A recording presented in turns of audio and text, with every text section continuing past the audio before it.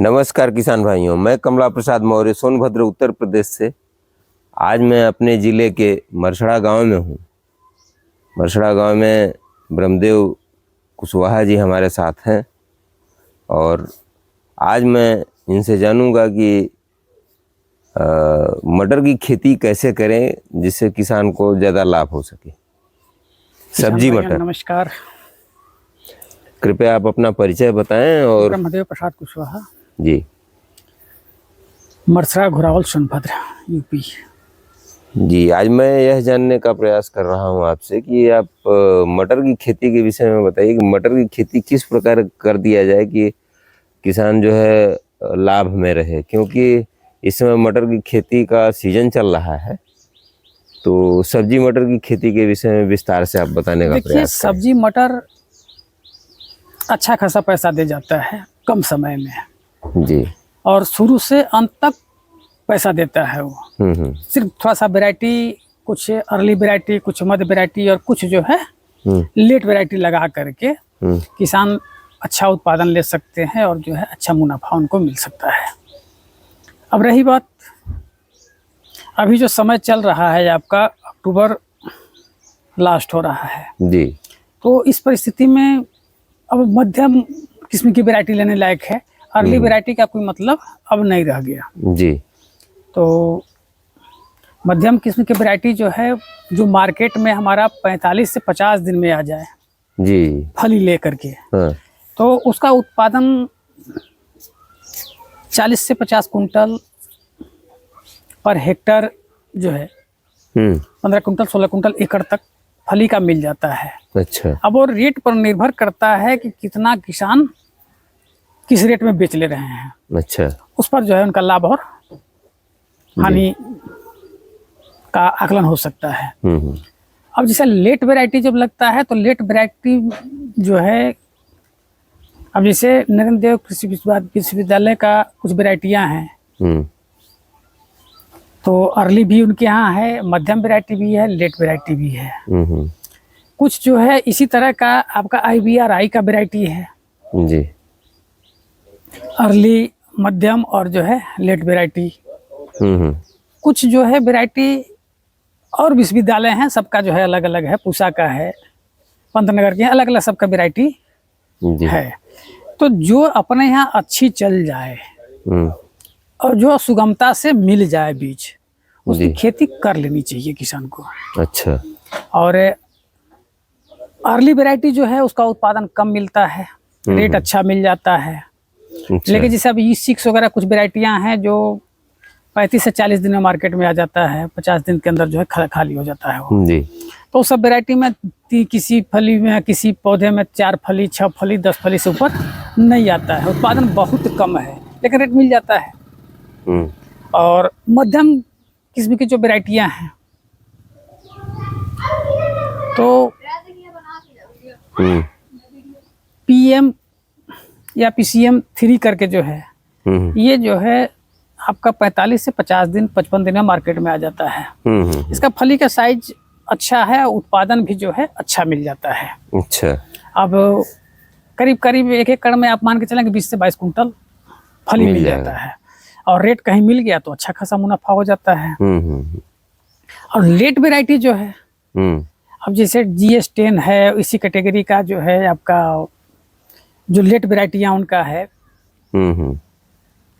तो वो आपका लास्ट मार्च तक आता है। फरवरी से शुरू होता है और लास्ट मार्च तक 1 महीना खींच जाता है, जिससे आगे पीछे लगा हुआ होता है। जो लेट लगता है थोड़ा सा लेट जाता है, तो फरवरी के लास्ट तक खत्म होने की कगार पर होता है वही वैरायटी। तो आगे पीछे लगा करके किसान जो है उसका खेती लास्ट में पैसा लेते हैं। कुछ किसान को तो हमने देखा है कि बेड बना दिए, ड्रिप डाल दिए, उसी पर लगा देते हैं मटर, और उनका जो है बुआई होगा आपका दिसंबर में, और वो जाकर के लास्ट में निकलेगा, और लास्ट में जो है मटर का रेट अच्छा खासा होता है। लेकिन बहुत लास्ट में जो है करना भी कोई बुद्धिमानी नहीं है। जब हवा मारता है तो पाउडरी मिल्ड्यू का शिकायत जबरदस्त होता है और फली जो है कम लगता है। जी। तो इस परिस्थिति में किसान तीनों तरह के वैरायटी से लाभ ले सकते हैं। अब रही बात कि खेत की तैयारी, उर्वरक, दवा, जी, ये सब और मैनेजमेंट ये जो है ज़रूरी है। जी। तो खेत की तैयारी जो है, जिसे उनका खेत अभी नमी जो है भाग रहा है, तो देखिए जब भी मटर खेती करें खेत को पलेवा करके तब बुआई करें, अच्छा। क्योंकि ये जनमेशन में थोड़ा सा दिक्कत आता है, जो है नमी कम रहता है तो। अब खेत तैयार करके पलेवा करके तब उसको बुआई करें, या फिर बेड बना करके ड्रिप डाल करके लगावें तो कोई दिक्कत नहीं है जी। लेकिन अमूमन बड़े किसान जो है वो नहीं कर पाते हैं। बड़े किसान जो हैं वो सीधे सीडील से बो करके खाली होते हैं। तो उनको ये मैं कहूँगा कि जो है इन परिस्थितियों में ड्रिप लगाना नहीं है उनको, तो सीडील से बोना है तो खेत को पलेवा करें और खेत बढ़िया ओट आ जाए तो जुताई करके और इसके बाद जो है सीडील चला दें वो। जी। और बीज दर जो है अलग अलग किसान अपने सिचुएशन के हिसाब से रखते हैं। कोई 25 किलो बीघा या जो है आपका 1 कुंटल 1 हेक्टर के हिसाब से जो है रखते हैं, और 35 से 40 किलो एकड़ के हिसाब से रखते हैं। और कुछ वेराइटियाँ जैसे अब लेट वेराइटी है तो इनका जो है 25 से 30 किलो एकड़ पर्याप्त है। और 20 किलो भी एकड़ में बढ़िया हो जाता है ये, चूँकि एक एक मेड़ बना करके यदि गोदना हो, हाथ से लगाना हो तो एक आपका जो है 20 किलो अच्छा बीघा या एकड़ भी चल जाएगा, कोई दिक्कत नहीं है। तो इस तरह का जो है यदि किसान करें तो अच्छा मुनाफा मिलेगा। अब रही बात की पानी की मैनेजमेंट बहुत जो है मायने रखता है। यदि उनके पास ड्रिप की व्यवस्था है तो ड्रिप से कर लें, और तो माइक्रो स्प्रिंकलर हो गया, स्प्रिंकलर हो गया, इसकी व्यवस्था उनको करनी पड़ेगी। या फिर ऐसे सींच रहे हैं तो हल्की सिंचाई होनी चाहिए। तो सर ऐसे फ्लड सिंचाई में तो मुझे लगता है कि फ्लड सिंचाई करने पर मटर तो खराब ही हो जाती है। हाँ, असर बहुत असर पड़ता है अच्छा फ्लड सिंचाई में। लेकिन अब मजबूरियां हैं कि सबके पास जो है ये संसाधन नहीं है स्प्रिंकलर का, तो पाइप तोड़ तोड़ करके हल्का हल्का जो है फुहारा दे करके अपना जो है कर लेते हैं कुछ लोग। लेकिन बड़े किसान तो नहीं कर पाएंगे, कतई नहीं कर पाएंगे। उनका तो फसल खराब इसीलिए उत्पादन उनको कम मिलता है और वो कहते हैं कि जो है फायदा नहीं है। छोटे किसान जो है कर ले जाते हैं, उनका सफलता मिलता है, क्योंकि हर जगह उनका मैनेजमेंट की व्यवस्था सही हो जाता है। तो स्प्रिंकलर चला के सींच लें, लेकिन सिंचाई करनी कब है इस पर ध्यान देना है। जब फूल आ जाए मटर में, एक एक फली उसमें दिखाई देना शुरू हो जाए, उस पीरियड में हमको सिंचाई करना है। और उसके पहले यदि हम सिंचाई करेंगे तो ग्रोथ नहीं होगा और जो है उत्पादन कम मिलेगा। तो उस पीरियड में सिंचाई करना है। सिंचाई करने के बाद तो फिर वहाँ जो है आप स्प्रे, फोलियर स्प्रे करिए। आप जो है टॉनिक आप डाल सकते हैं उसमें।